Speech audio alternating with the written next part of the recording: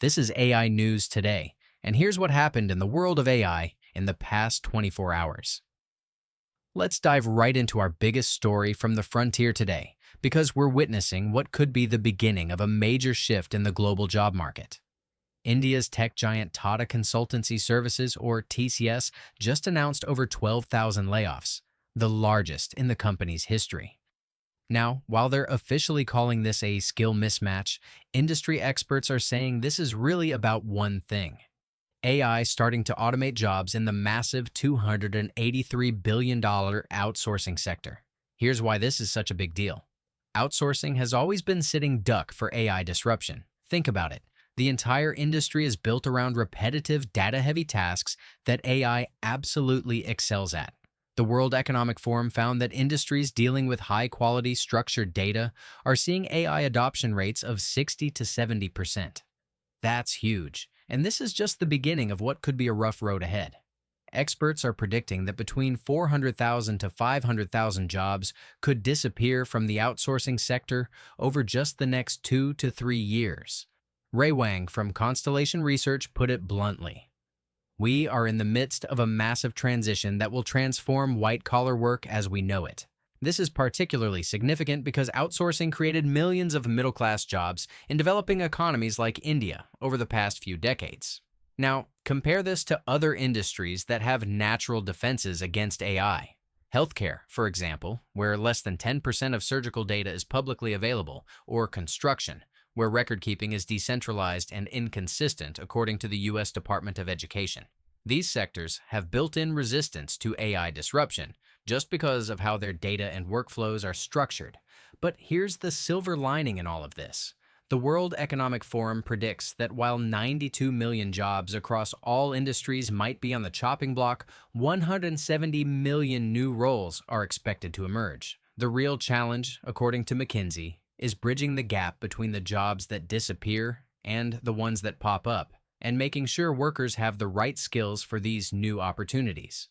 Shifting gears to some major funding news, Anthropic, the company behind Claude AI, is reportedly closing in on a massive $10 billion funding round. This is significantly up from their initial $5 billion target, which tells you just how much investor demand has surged for AI companies.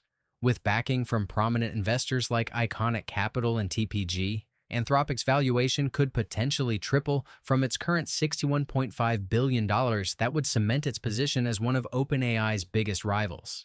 Speaking of big moves, there's been quite the shakeup at Meta's AI team. Initially, it looked like Scale AI co-founder Alexander Wang would co-lead Meta's new superintelligence team alongside former GitHub CEO Nat Friedman, with chief AI scientist LeCun operating separately. But according to a new internal memo, 28-year-old Wang will actually be calling the shots, with both Friedman and LeCun reporting to him. It's pretty remarkable to see someone so young leading such a high-profile AI initiative. Google is making some interesting moves too. They're adding what they call agentic features to their AI mode, essentially giving it the ability to book dinner reservations based on your preferences across multiple platforms. The catch? You'll need to pay $250 monthly for their Ultra subscription to access it. They're also adding a sharing feature that lets users collaborate on searches, making it easier to plan trips or events together. Plus, Google is rolling out AI mode to over 180 countries, which is a massive expansion. Next up, there's a fascinating battle brewing for government contracts.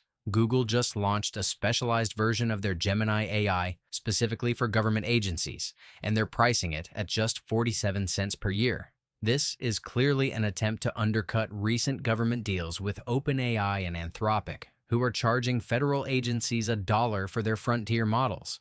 This comes as AI companies are racing to secure government contracts following the White House's AI Action Plan, which aims to accelerate AI innovation across federal departments. And finally today, here's something cool you can try yourself: restoring old photos with AI. There's a tool called Context Chat where you can upload your old black and white images and use simple prompts like "add color to this image and remove all scratches."